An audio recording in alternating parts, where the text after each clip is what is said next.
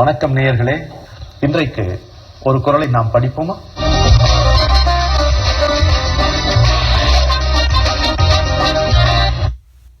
சொற்கோட்டம் இல்லது செப்பம், ஒரு தலையா உட்கோட்டம் இன்மை பெரு. மீண்டும் சொல்லுகிறேன், சொற்கோட்டம் இல்லது செப்பம், ஒரு தலையா உட்கோட்டம் இன்மை பெரு. நடுவு நிலைமை அதிகாரத்தினுடைய 9வது குறள் இது. நடுவு நிலைமையாளருடைய மனம் ஓர வஞ்சனையின்றி நேர்மையில் உறுதியாக இருப்பதால் அவர் சொல்லில் கோணல் இருக்காது. அவருடைய சொல்லில் கோணல் இருக்காது. இதுதான் பொருள். செப்பம் என்ன? எது செப்பம்? அதுல சொற்கொண்டு இப்படி தெரிஞ்சு போகிறது இருக்கக்கூடாது. என்ன நினைக்கிறோமோ அதை தெளிவாக சொல்ல வேண்டும். இது ரொம்ப முக்கியமான குறள். இன்றைக்கு கம்யூனிகேஷன் ஸ்கில் என்பது இந்த தொடர்பு கொள்ளுகின்ற முறையை பற்றி எத்தனையோ பட்டறைகள் நடத்தப்படுகின்றன. அகில உலக அளவிலே இது நடத்தப்படுகின்றன. பல மொழிகளிலே நம்முடைய நாட்டிலே கூட நடத்தப்பட்டு வருகின்றன. ஆனா அதுக்கெல்லாம் இங்கதான் இருக்கு, ஆதாரம் இங்கதான் இருக்கு. மூலமே திருவள்ளுவர் தான் என்று நம்ம சொல்ல வேண்டும். ஏனென்றால் முதல்ல இவ்வளவு குறுக தெரித்த குறள் என்று ஔவையார் கொண்டாடுகிறார் அல்லவா? அது மாதிரி 7 சொற்களில் இவ்வளவு யாரும் கம்யூனிகேட் செய்ததில்லை. அது முடியவே முடியாது. அவர் எப்படி சொல்றாரு? சொற்கோட்டம் இல்லது செப்பம். செப்பம்னா நம்ம பார்த்திருக்கிறோம். யாருடைய மனது நடுவு நிலைமையில் இருக்குமோ அவனுடைய சொல்ல கோணலே இருக்காது, சரியா வரும் சொல். ஏன் நம்மால நினைத்ததை பேச முடியல? நாம ஒண்ணு நினைக்கிறோம், இன்னொன்னு பேசுறோம். நாம ஒன்று நினைச்சு அதற்கு நேர்மாறாக ஒன்றை பேசுகிறோம். அப்புறம் அவங்க கேட்கறாங்க, என்ன இப்படி பேசிட்டு? இல்லையே, நான் அப்படித்தானே நினைச்சேங்கிற. நினைச்சது ஏன் பேசக்கூடாது? நல்லதை நினைத்து விட்டு தீயதாக ஒரு கடுஞ்சொல் பேசிவிட்டு ஏன் இப்படி பேசினான்னு கேட்டா, என்ன நீ ஏன் என்னை புரிந்து கொள்ளவில்லை என்று நாம திரும்பி கேட்கிறோம். இது நியாயமே இல்லை, நகைப்புக்குரியதாக இருக்கு. ஒன்று, இந்த குறள் மூலம் நாம புரிந்து கொள்ளக்கூடிய இந்த கம்யூனிகேஷன் ஸ்கில்ல மிக முக்கியமான விஷயம் என்னன்னு கேட்டீங்கன்னா, இது பல சொற்களை கற்பதால் வருவதில்லை. நம்ம சரியாக பேசுவதோ எழுதுவதோ அது பயில்கின்ற திறமை அல்ல. அது மட்டுமே அல்ல. மனது நடுநிலைமையில் இருந்தால் மொழி சரியாக வரும், சொற்கள் சரியாக வரும். தேர்ந்த சொற்களே அந்த நடுவு நிலைமையால் தேர்ந்தெடுக்கப்பட்டு சரியாக வரும், கச்சிதமாக வந்துவிடும். உள்ளத்தில் உண்மை ஒளி உண்டாயின் வாக்கினிலே ஒளி உண்டாம். நாம் பாரதி. தெளிவுறவே அறிந்திடுதல், தெளிவு தர மொழிந்திடுதல்.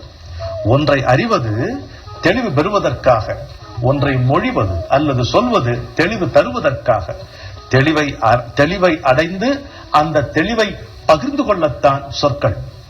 அது எப்படி சாத்தியமாகும்னா நடுவு நிலைமை இருந்தால்தான் சாத்தியமாகும். தெளிவுறவே அறிந்திடுதல், தெளிவு தர மொழிந்திடுதல் என்கின்ற இந்த அச்சர லட்சம் பொருந்திய வாய்த்த வாசகங்கள் பாரதிக்கு எங்கிருந்து வந்திருக்கின்றன பாத்தீங்கன்னா திருக்குறள்ல தான் வந்திருக்கு. எந்த விதமான ஐயப்பாடும் இல்லை. அந்த பாட்டனுடைய தோளில் ஏறிக்கொண்டு அவன் இந்த பாலில் இருக்கின்ற எல்லா காட்சிகளையும் தரிசித்தான் என்று என்னுடைய தமிழாசிரியர் சொல்லுவார். சொற்கோட்டம் இல்லது செப்பம், ஒரு தலையா உட்கோட்டம் இன்மை பெரு. அப்போ சரியா புரிஞ்சுக்கலாமா? மனம் சரியா இருந்ததுன்னா சொல்லில் பிசகு வராது. மனம் சரியா இருந்தால் சொல்லில் பிசகு வராது. அப்ப மனம் எப்ப சரியா இருக்கும்? மனம் அதை விட உயரமான தளத்தில் இருந்தால்தான் சரியாக இருக்கும். கீழான ஆசைகள் எப்ப போகும்? அது கூட போராடினா போகாது. மேலான ஆசைகளில் பற்று வச்சா இது தன்னை போல விடும், புழு ஊர்ந்து போகிற மாதிரி. மனம் அதை விட உயரமான தளத்தில் இருந்தால்தான் சரியாக இருக்கும். மனது நடுவு நிலைமையில் நின்றால் சொல்லும் கச்சிதமாக இருக்கும். எப்படி? சமநிலையில் மனது நடுவு நிலைமையில் நின்றால் சொல்லும் கச்சிதமாக இருக்கும். மனம் எப்பொழுது நடுவு நிலைமையில் நிற்கும்? அதான கேள்வி. மனம் எப்பொழுது நடுவு நிலைமையில் நிற்கும்? உண்மை, நேசம், பிறர் நலத்தில் அக்கறை, நீதி இவற்றில் பற்று வைத்தால் மனம் நடுவு நிலைமையில் நிற்கும். புரியுதா? ஒன்றை சுற்றி ஒன்று இருக்கிறது. அப்போ தெளிவுறவே அறிந்திடுதல், தெளிவு தர மொழிந்திடுதல். அடுத்தவர் எப்படி சொல்றார் பாரதி? சிந்திப்பார்க்கே களி வளர உள்ளத்தில் ஆனந்த கனவு பல காட்ட. அவர்களை தூண்டி விடுகிறோம். வேண்டும் என்று அவர்களை தூண்டிவிடவில்லை. நம்முடைய சொல்லிலே இருக்கின்ற உண்மை, நம்முடைய நெஞ்சிலே இருக்கின்ற உண்மை எல்லாவற்றுக்கும் மேலாக நடுவு நிலைமை அவர்களை தூண்டுகிறது.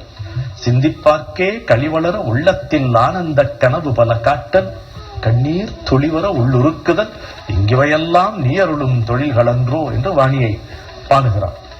வாக்கு என்பது எவ்வளவு முக்கியமான ஒரு விஷயம்ன்றதை பாருங்க. ஏதோ நினைக்கிறது, ஏதோ பேசுவது, அன்பில்லாமல் பேசுவது, அடக்கம் இல்லாமல் பேசுவது, நம் மீது அன்பு செய்பவர்களிடமே கடுஞ்சொல் பேசுவது, இதெல்லாம் தவிர்க்கப்பட வேண்டும். நடுவு நிலைமை வேண்டும். பிறந்த அன்பு இருக்கு, எனக்கு அன்பு இல்லையா, அக்கறை இல்லையா, பாசம் இல்லையா, நேசம், இந்த வசனங்களால் பயன் இல்லைங்க.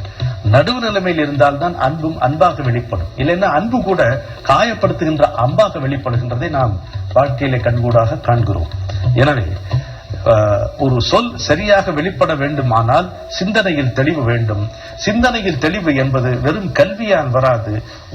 ஒருவருடைய மனம் சமநிலையில் இருப்பதன் மூலமே தான் சிந்தனையில் தெளிவு வருகிறது. அந்த சிந்தனையில் தெளிவு இருந்தால் சொற்கள் தானே சிறகடித்து வந்து சேரும். அதற்காக நாம் முயற்சி செய்ய வேண்டியதில்லை, சொற்களை தேட வேண்டியதில்லை என்பதை இந்த குறள் மூலம் நாம் புரிந்து கொள்ளுகிறோம்.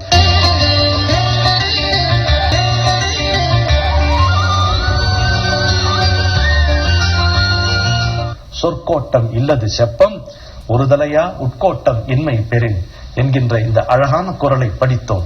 இப்பொழுது அதனுடைய பரிமாணங்களை விரிவாக பருகுவோமா?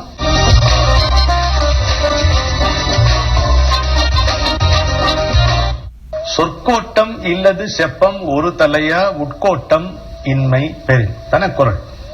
சொல்லுக்கு சொல் பார்க்கலாம், சொல்லிலிருந்தே பார்க்கலாம். சொற்கோட்டம் அது சொல், கோட்டம். சொல்லுன்னா என்ன? மொழி. மொழிதலே சொல். சொல் என்றால் மொழி. சொன்ன சொல், சொன்ன சொல், சொல். சொன்ன சொல்ல மீட்டெடுக்க முடியுமா? சொன்னது போட்ட கோலம் அள்ள முடியாது, பின்னால தாக்க வந்தா தள்ள முடியாது. வாயையும் அடக்கி மனசையும் வழக்கி வாழ்ந்தவ சொன்ன சொல்ல வெல்ல முடியாது. சொன்ன சொல், சொன்ன சொல், சொல். ஆராய்ந்து சொல்லணும். தயங்கி தயங்கி பார்த்து பேசணும். மனம் தெளிந்த பிறகு மட்டுமே வார்த்தை பேச வேண்டும். அப்படி மனம் தெளியாத போது பேசாமல் இருத்தலே நன்று. பேசாமல் இருப்பதை மற்றவர்கள் பிழையாக கருதுவதை விட நம்ம பேசி அது பிழையாக போகாமல் காத்துக்கொள்வதே சாலச் சிறந்தது, இல்லையா? அதனால பார்த்து பேச வேண்டும். ரொம்ப எச்சரிக்கையா இருக்கும். சொன்ன சொல், சொன்ன சொல். சொன்னது போட்ட கோலம் அள்ள முடியாது, பின்னால தாக்க வந்தா தள்ள முடியாது. ஒரு புத்தகம் நம்ம கொடுத்த திரும்பி வரவே வராது, பார்த்திருக்கீங்களா? அதுக்கு ஒண்ணு சொல்லுவோம், சொன்ன வார்த்தை போட்ட கோலம் இரவல் தந்த புத்தகம். இதெல்லாம் மீட்கவே முடியாது.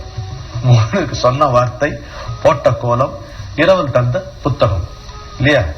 விட்டுவிடு வாழ்க்கையினை விட்டே வெட்ட வெளியினிலே நீ கலக்க கற்பாய், தொட்டுனக்கு காட்ட யாரும் இல்லை, தம்பி துப்பி விட்ட எச்சில் வாய்க்கு போவதில்லை. அப்படி சொன்ன சொல் திரும்ப பெற முடியாது. அதனால திரும்ப பெற வேண்டிய எந்த விதமான தேவையும் இல்லாதபடியான வார்த்தைகளே நாம் பேச வேண்டும், இல்லையா? யாரையும் காயப்படுத்துவதற்கு எவனுக்கும் உரிமை இல்லை. அன்பின் பெயரால், உரிமையின் பெயரால் அன்பில்லாமல் பேசுவது அன்புக்கு நாம் கட்டுகின்ற மரியாதை ஆகாது. இதை நம்ம தெளிவாக புரிந்து கொள்ள வேண்டும். எனவே சொல் என்றால் மொழி. இது முதல்நிலை தொழிற்பெயர். அதென்ன முதல்நிலை தொழிற்பெயர்? சொல்லுதல், அது தொழிற்பெயர் நமக்கு புரிகிறது. ஏதேனும் ஒரு தொழிலை உணர்த்தும் சொல் ஒரு பெயர் தொழிற்பெயர் அப்படிங்கிறது. அது பொதுவா அந்த அல் தல்லுன்னு முடியும். வருதல், போதல் அப்படி முடியும். ஆடல், நாடல் இப்படி வரும். அல் விகுதி தல் விகுதியில வரும். அப்படி இல்லாமலும் வரும். இந்த விகுதிகள் இல்லாமல் வருவது அதுக்கு முதநிலை தொழிற்பெயர்னு அதுல ரெண்டு பிரிவு இருக்கு. முதநிலை தெரிந்த தொழிற்பெயர்னு இருக்கு. இங்க சொல் என்கின்ற சொல் முதநிலை தொழிற்பெயர்னு குறிப்பிடுகிறோம். ஏன் அப்படின்னா தொழிற்பெயருக்கு இருக்கக்கூடிய இந்த அல் தல் இந்த ரெண்டு விகுதியும் இல்லாமல் ஒரு பகுதி மட்டும் தொழிலை உணர்த்துவது, ஒரு பகுதி மட்டும் தொழிலை உணர்த்துவது. அதனால இதுக்கு முதல்நிலை தொழிற்பெயர் என்று பெயர். இந்த எப்பவும் காட்டப்படுகின்ற உதாரணம், சோறு கொதி. ஏன் ஒரு கொதி வந்துருச்சா? இத்தனை நேரம் ஆச்சு, கொதி வந்துருச்சா? ஒரு கொதி வந்துருச்சு அப்படின்னா அந்த கொதி வந்தது. மின்னல், வானம் மின்னி இடி இடித்தது அப்படிங்கிறோம். இந்த கொதி, இடி அப்படி இந்த பகுதி மட்டும் வந்துள்ளது. எனவே இவை முதல்நிலை தொழிற்பெயர்கள் என்று அழைக்கப்படுகின்றன. சொல் என்பது தொழிற்பெயர், அதிலும் முதல் நிலை தொழிற்பெயர் என்று நம்ம புரிந்து கொள்கிறோம். சொற்கோட்டம். அடுத்தது கோட்டம். கோட்டம்னா கோணுதல் உடைமை. கோணுதல். பாரதியார் சொல்வாரு, இந்த காகிதத்தில் பேனாவை வைப்பதற்கு முன்னமேயே நீ எல்லாவற்றையும் யோசித்து முடித்து விட வேண்டும். பேனாவை திறந்து விட்டு அப்புறம் இந்த உன்னுடைய கோணலை நீ நேர்த்தி செய்ய முடியாது. அதற்கு முன்னேயே உன்னுடைய கோணலை நீ திருத்திக் கொள்ள வேண்டும். எழுதுவதற்கு முன்பாகவே உன்னுடைய கோணலை நீ திருத்திக் கொள்ள வேண்டும். அப்படி இருந்தவர் பாரதி. நீங்க அவருடைய கையெழுத்து பிரதிகளை பாத்தீங்கன்னா அந்த என்ன வேகத்தில் எழுதியிருப்பாரு. அடித்தல் திருத்தல் இருக்காரு. அடித்தல் திருத்தலுக்கு தேவையே இல்லாமல் போவது எப்பொழுது? சிந்தனையில் எந்த விதமான கோணல் இல்லாமல் இருக்கணும். கோடல், அதான் கோணுதல். எனவே கோட்டம் என்பது கோணுதல் உடைமை. இது பண்பு பெயராகிறது. ஒரு பொருளினுடைய பண்பை உணர்த்துகின்ற பெயர் ஒரு பண்பு பெயர். நம்ம பார்த்திருக்கிறோம். இது நிறத்தை குறிக்கும், வடிவத்தை காட்டும், சுவையை சொல்லும், மர குணத்தையும் சொல்லும், குணங்களையும் சொல்லும். அதனாலதான் வெண்மை, இனிமை, வட்டம், ஒருமை, நன்றி, நன்மை, அன்பு, இதெல்லாம் பண்பு இல்லையா? வடிவத்தை சொல்கிறது, நிறத்தை சொல்லுகிறது, சுவையை சொல்லுகிறது, அப்புறம் வேற அளவை சொல்லுகிறது, குணத்தையும் சொல்லுகிறது. இது பண்பு பெயராகுது. இங்க கோட்டம் என்பது கோணுதல் உட பண்புனா நீங்க ரொம்ப கல்ச்சர் அப்படி நினைச்சுக்க வேணாம். ஒரு தன்மை, ஒரு தன்மையை சொல்லுகிறது. சரி, சொற்கோட்டம் இல்லது. அடுத்த சொல் இல்லதுன்னா இல்லாதது. குறிப்பு வினைமுற்று. சொற்கோட்டம் இல்லது. இல்லதுன்னு முடிஞ்சு போச்சு இல்ல, அதனால வினைமுற்று. அங்க செப்பம். செப்பம்னா நடுவு நிலைமை. செப்பம் என்பது நடுவு நிலைமை. அப்ப அது என்ன பெயராக இருக்கும்? பண்பு பெயர் இல்லையா? செப்பம் என்பது நடுவு நிலைமை என்பது ஒரு பண்பு. அன்பு போல், நன்றி போல், நன்மை போல் ஒரு பண்பு. எனவே செப்பம் என்பது நடுவு நிலைமை, அது பண்பு பெயராகிறது. சொற்கோட்டம் இல்லது செப்பம் ஒரு தலையா.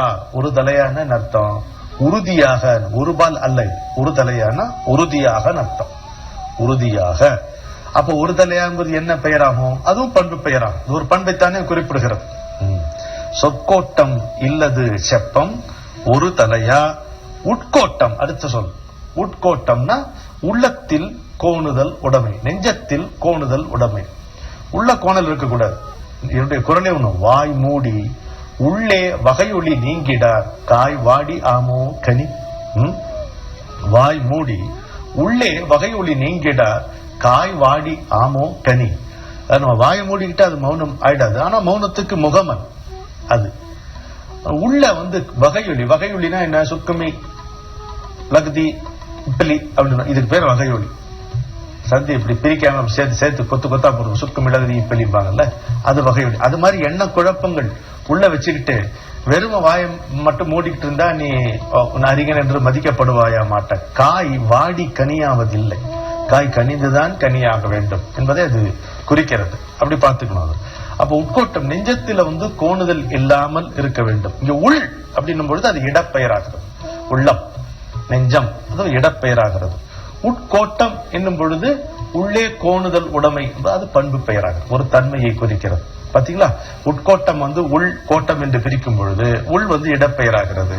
உட்கோட்டம் என்று ஒரே சொல்லாக எடுக்கும் பொழுது பண்பு பெயராகிறது. ஏன் பண்பு பெயராகிறது? உள்ளத்தில், நெஞ்சத்தில் கோணுதல் உடைதல் உடைமை அதை காட்டுகிறது. சரி, இன்மை. அடுத்தது சொற்கோட்டம் அல்லது செப்பம். உட்கோட்டம் இன்மை பெரிது. இன்மைனா இல்லாதிருத்தல் ஒன்று. குறைவு என்ற ஒரு பொருள். ரொம்ப அழகா இருக்கு, இந்த நுட்பமாக இருக்கிறது இந்த பொருள். இன்மை என்றால் குறைவு என்கின்ற ஒரு பொருள், அறவே இல்லாதிருத்தல் என்றும் பொருள். இருள் என்பதே மிக குறைந்த ஒளிதானே என்று சொல்வான் பாரதி. அப்ப ஒளி இல்லாததே இல்லை இந்த உலகத்திலே. ஜடம் இல்லை, எல்லாம் உயிர்ப்பு உள்ளனவே என்கின்ற கொள்கை உடையவன் பாரதி. எனவே இருளை பற்றி சொல்லும் பொழுது இருள் என்பது ஒன்று இல்லவே இல்லை, இருள் என்பது கூட மிக குறைந்த ஒளிதானே என்பா. எனவே இன்மை என்னும் பொழுது இல்லாதிருத்தல் என்கின்ற ஒரு பொருள் வருகிறது. குறைவு என்கின்ற ஒரு சிறப்பு பொருளும் தமிழ் நமக்கு எடுத்துக் கொடுக்கிறது. இது பண்பு பெயர். இன்மை என்பதும் பண்பு பெயர். பெரின் உட்கோட்டம் இன்மை பெரின். பெரின்னா அடைந்தால், பெற்றால், நேர்ந்தால். அப்போ இது இந்த காலத்துல இல்ல, கடந்த காலமும் இல்லை, நிகழ்காலமும் இல்லை, எதிர்காலமாக இருக்கிறது. பெரின் வினை முற்று பெறவில்லை, எனவே இது வினை எச்சமாக. பெறுதல் என்பது செயல், வினை.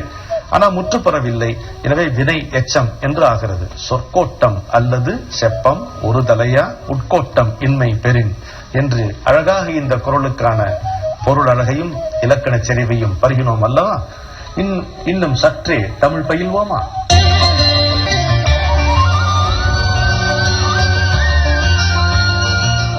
இப்போ கொஞ்சம் தமிழ் பயின்று பார்ப்போம்.